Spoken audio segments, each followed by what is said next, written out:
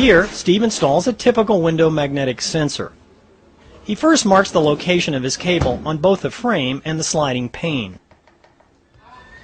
Retrieves the cable, strips and preps 2 conductors, and attaches the conductors to the switch contact. He then centers and secures the contact to the frame using the contact adhesive backing. He then preps the track of the pane and attaches the magnet with its adhesive backing, plus a dab of sealant for good measure.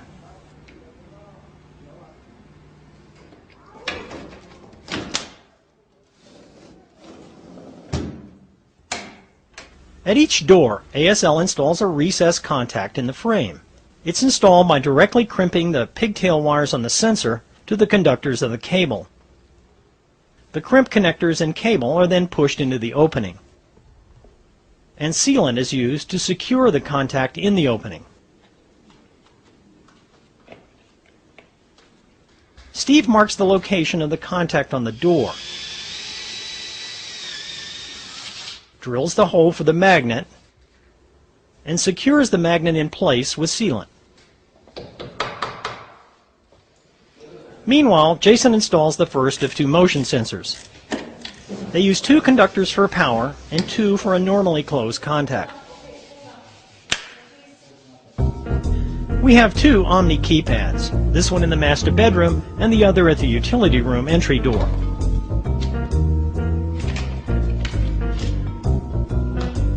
After measuring the correct height, Steve uses the back to mark the cutout and mounting holes. Cuts the cable opening and retrieves the cable, then secures the back to the drywall. He preps the cable and attaches the provided connector using the pigtail conductors.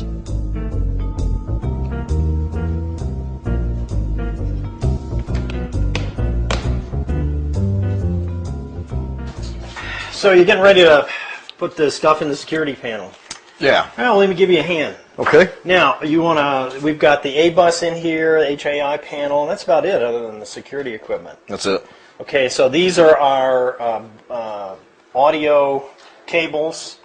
These are security stuff, and these are all your security sensors. Right. Okay, well, let's get started. You want to start from the top down? Yeah, let's start from the top down. All right. Why don't you grab that. So the panel just snaps in.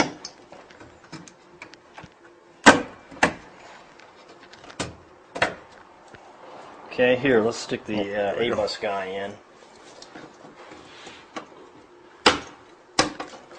So you're just going to come down with your cables and wrap around. Yeah, we'll tie them off to the side so it keeps everything nice and neat. Okay. Let's get the power strip. You want that a little high, out of the way. It's okay to put these cables behind there? Yeah, there's a little bit of a gap back there, so we can put them behind there. Yeah, Keeps everything out of the way. A little higher than that, though. See the mark? Yep, you're right. Missed that one. Yeah.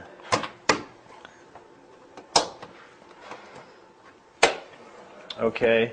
So the A-bus power supply then, so we've got the X10 module that's going to go in there, and you'll have the power supply for the board. Yeah, the transformer will sit in the bottom.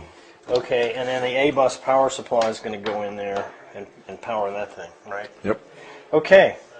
Well, if there's anything I can do, since we put the this stuff in, I wrote on there where the each wire goes to the panel. Okay. So I'll let you get started on it. I'm going to go start on the cameras outside. We'll catch up with you later. All right. Okay. Eric starts the process of sorting out the security sensor cables and getting them organized into zones for attachment to the security processor board. Next, Rich and I are going to mount the cameras inside and outside. I'm going to install this one on the front porch.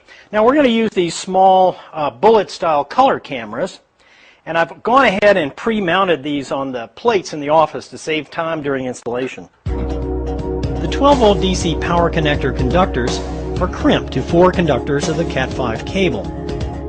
When distributing power over Cat5 cable, use at least 2 of the conductors for each polarity to minimize the voltage drop in the cable due to the resistance of the wire.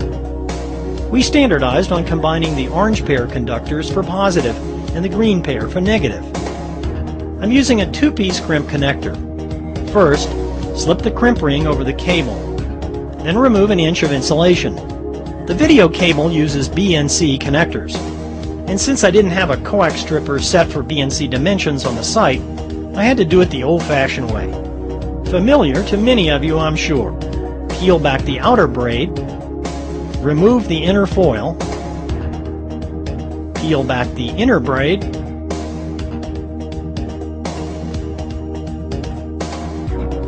and trim them to about ½ inch. How much insulation you remove and the center conductor length depends on the brand of connector you use. The connector pushes under the braid, and the braid is folded over and under the crimp ring.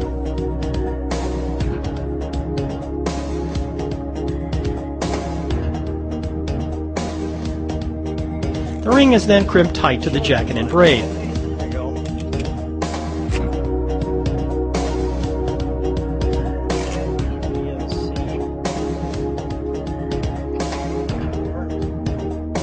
The connectors push back into the outlet and the camera is attached normally. Yes, as always, the stucco crew has some patching to do. Finally, I do a rough position adjustment and set. We'll do a final adjustment during configuration. Meanwhile, Rich uses the same procedure to install the in-wall camera in bedroom 1. The lens is recessed in the wall and is covered by a plexiglass cover. Steve finishes up the camera in the great room, the same type we used outside.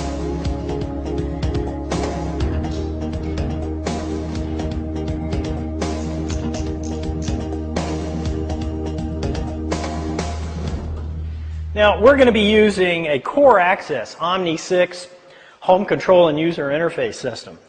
Now, installation is simple. It consists of simply attaching power, our Ethernet network connection, and a serial interface back to our Omni LT home automation panel.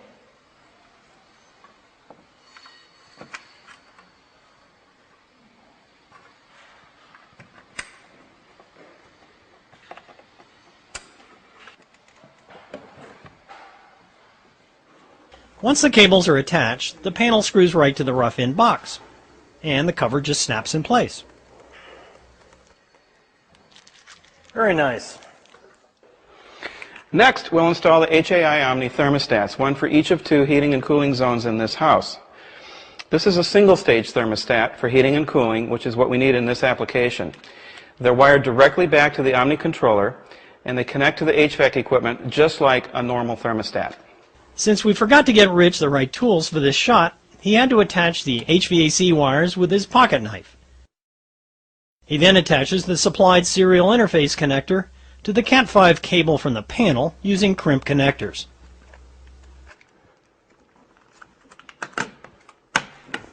It looks perfect, doesn't it? Okay. What the heck is this cable, and who botched up the rough-in opening? The thermostat for the master suite zone is mounted in a poor location for monitoring temperature, so we installed a separate temperature sensor in the center of the space. We mounted a shelf for the wireless access point and attached the power module and data cable.